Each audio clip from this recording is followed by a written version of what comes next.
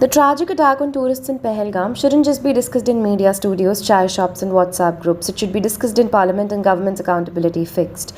But when the attack happened, Parliament was not in session. Opposition parties demanded a special session, but ultimately it is the government which decides whether and when a Parliament session happens.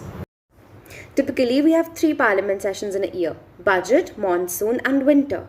In fact, for a country as large and diverse as India with complex and complicated policy challenges, we should have more frequent Parliament sessions to debate and deliberate on various policy issues, right? But, the reality is the complete opposite. The Indian Parliament used to have almost double the number of sittings in a year in the initial decades of our independent existence than it does now. Don't believe me? Look at the evidence yourself.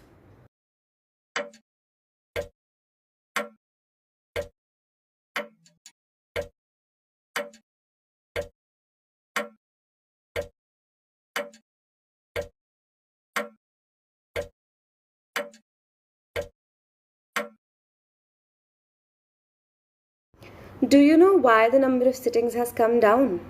The government knows that if a Parliament session happens, MPs will ask questions and the government will have to face criticism for its failures.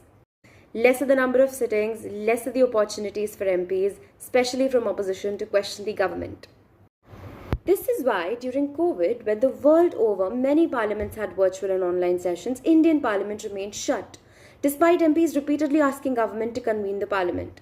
In 2020, the Indian Parliament sat in session for 33 days only. That's almost just a month.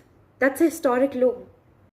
Over the years, the governments have also shuffled around the dates of sessions because of political reasons. For example, in 2011, political parties agreed to cut short the budget session so they could campaign for Vidhan Sabha elections in 5 states. In 2017, 18, 22 and 23, winter session was delayed and curtailed because of assembly elections. And let me tell you, it isn't entirely impossible for the government to convene special sessions when it wants to.